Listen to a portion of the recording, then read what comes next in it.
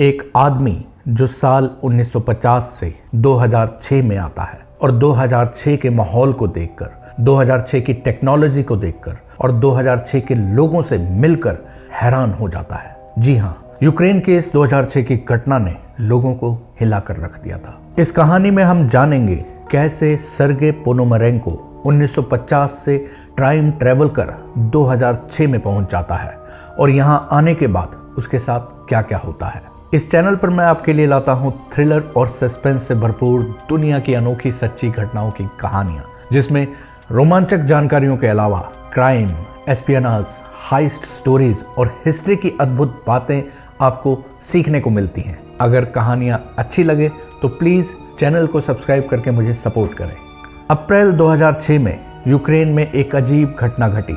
एक हैरान परेशान आदमी यूक्रेन की सड़कों पर घूमता पाया गया। वो चारों तरफ की चीज़ों को देखता तो देखता ही रह जाता। वो गाड़ियों को, लोगों को, बिल्डिंगों को बहुत ही ज़्यादा हैरानी से देख रहा था। एक तरफ तो उसके पसीने छूट रहे थे, दूसरी तरफ वो बहुत डरा हुआ भी था। कई बार तो वो अपना सर पकड़कर बैठ जाता। कई आते जाते लोग भी उसे घूर कर देख रहे थे। ऐसा लग रहा था वो रास्ता भूल चुका है। उस व्यक्ति के हाथ में एक पुराने जमाने का मेड इन जापान कैमरा था। किसी ने पुलिस को बताया तो सर्गे ओनोपेंको नाम का एक पुलिस अफसर उसके पास मदद के लिए आता है। पुलिस वाले ने पूछा, आप ठीक ठाक तो हैं? उस आदमी के कपड़े तो अच्छे खासे लग रहे थे, पर वो बहुत पुराने ज़माने का फैशन था। उस व्यक्ति ने पुलिस वाले को एक ऐसी स्ट्रीट के बारे में पूछा जिसका अब कहीं कोई अस्तित्व नहीं था। उसने पुलिस वाले से नक्शे में पूछा कि ये कौन सी जगह है। पुलिस वाला उस जगह को लोकेट नहीं कर पाया।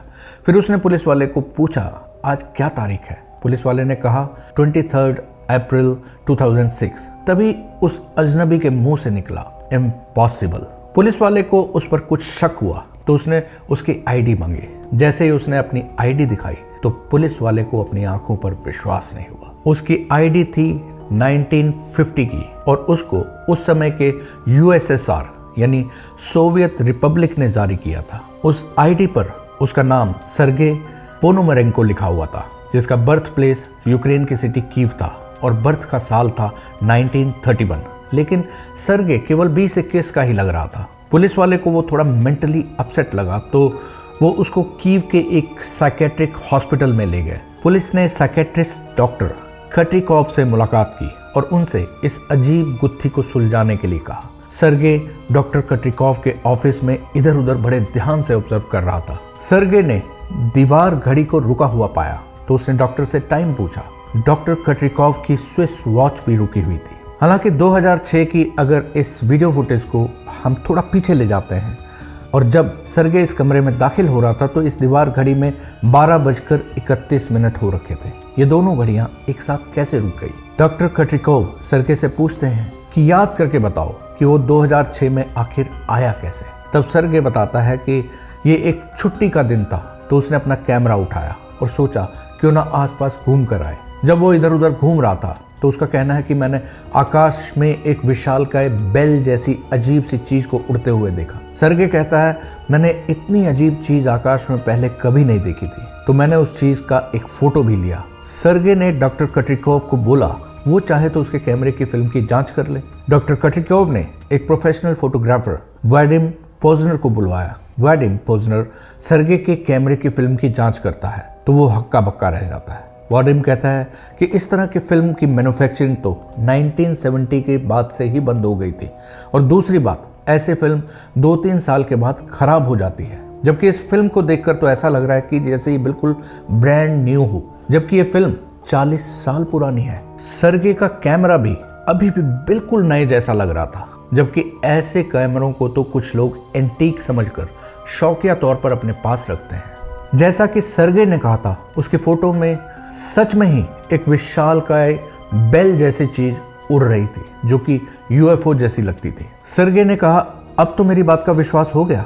जब मैं इस उड़ने वाली चीज का अगला फोटो लेने लगा तभी मैंने खुद को एक अलग जगह में पाया, जैसे एक ही झटके में दुनिया बदल गई हो। उसने बताया, इसके बाद मैं इस अजीब जगह में था और मैं अपने घर का रास्ता भी भटक गया। डॉक्टर कट्रिकॉव और दूसरे एक्सपर्ट्स ने जब कैमरे की और फोटोज को देखा तो पाया कि इन फोटोज में स्ट्रीट्स बहुत पुराने ज़माने की लग रही थी। और आज 2006 का यूक्रेन बिल्कुल आधुनिक था।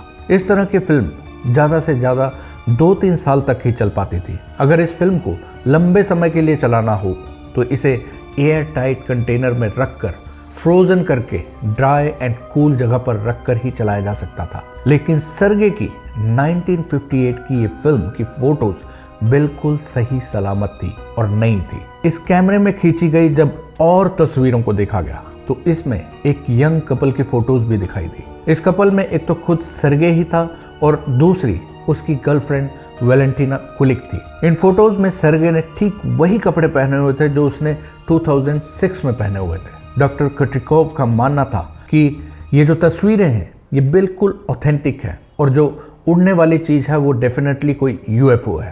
अप्रैल 25, 2006 को डॉक्टर कट्रिकोव से बातचीत के बाद सर्गे अपने कमरे में आता है। ये इनकी आखिरी बातचीत थी। जैसे ही सर्गे अपने कमरे में जाता है थोड़ी देर में वो गायब हो जाता है। जब पुलिस ने सीसीटीवी फुटेज को चेक किया तो पाया कि वो कमरे के अंदर तो गया है पर उसके बाहर आने का उसका कोई वीडियो फुटेज नहीं है। जिस कमरे में वो गया उस कमरे से बाहर जाने का कोई रास्ता ही नहीं था और खिड़की में लोहे की मजबूत छड़ें थी।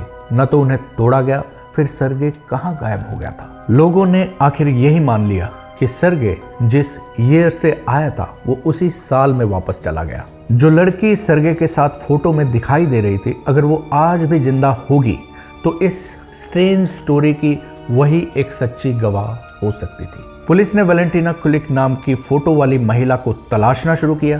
किस्मत से वो मिल ही गई। साल 2006 में वो 74 इयर्स की हो चुकी थी। वैलेंटीना कुलिक ने अपनी पुरानी एल्बम दिखाई। कुछ पन्ने पलटे तो उसमें वही एग्जैक्टली फोटो दिखाई दिया जो सर्गे के पास 1958 में खींचा हुआ पाया गया था। वैलेंटीना बुरी तरह से हैरान थी कि उनको ये फोटो कहां से मिल गई। वैलेंटीना ने बताया कि ये फोटो हम लोगों ने उस समय एक साथ ली थी। वैलेंटीना ने सर्गे के बारे में कुछ और अद्भुत बातें बताई। वैलेंटीना ने कहा कि उन दिनों सर्गे फ्यूचर में टेक्नोलॉजी कितनी एडवांस हो जाएगी, इन सब बातों का जिक्र किया करता था। वैलेंटीना कहते हैं कि सर्गे बताता था कि भविष्य में खाना बनाने की बिजली से चलने वाली ऐसी मशीन होगी जिसमें कुछ ही मिनटों का टाइमर सेट किया और खाना तैयार, जैसा कि आज का माइक्रोवेव ओवन। उसके इस तरह के इंटरव्यू उन दिनों रेडियो पर भी प्रसारित हुए थे। यूक्रेन के एक टीवी प्रोग्राम 1+1 डिस्कवरी ने इस सत्यता को जांचने की कोशिश की। एक्सपर्ट्स की एक टीम ने पुराने ऑडियो टेप्स खंगाले तो उनको सर्गे का एक पुराना इंटरव्यू मिल ही गया जिसमें सर्गे ये बता रहा था कि मेरा विश्वास कीजिए, भविष्य में खाना बनाना इतना आसान हो जाएगा, आपको इस बटन को दबाकर टाइमर सेट करना होगा। उसने माइक्रोवेव के बारे में बताया, वायरलेस टेलीफोन्स होंगे ये भी बताया और उसने ये भी कहा कि आर्टिफिशियल हार्ट का भी आविष्कार हो जाएगा जो कि बैटरी से चलेगा और पूरे शरीर में खून को पंप करेगा। सर्गे के भविष्य के बारे में ऐसे अनोखे वर्णन सुनकर लोग हैरान रह गए। वो 1960s के दशक में ही ऐसी मॉडर्न मेडिकल टर्मिनोलॉजीज का इस्तेमाल करता था कि जो कभी यूएसएसआर में किसी ने सुनी ही ना हो। सर्गे की 2006 की सीसीटीवी वीडियोस को ध्यान से देखा गया तो पाया गया कि डॉक्टर कट्रिकोव के ऑफिस में जब स्टाफ माइक्रोवेव ओवन का यूज कर रहे थे तो वो उन्हें बड़े गौर से देख रहा था। एक स्टाफ मेंबर ने यह भी बताया कि वो उस समय एक मैगजीन पढ़ रही थी जिसमें आर्टिफिशियल हार्ट के बारे में बताया गया था। सर्गे की इन वीडियोस में ये भी नजर आया कि वो स्टाफ से उनके मोबाइल फोन्स के बारे में कई बातें पूछ रहा है। आशा है आपको ये कहानी पसंद आई होगी। ऐसी ही रोमांचक कहानी और जानकारियों के लिए चैनल को अभी सब्सक्राइब करें, लाइक करें और शेयर करें इस कहानी को अपने दोस्तों को भी। आपका बहुत बहुत धन्यवाद। मिलते हैं अगले एपिसोड में। नमस्कार, जय हिंद।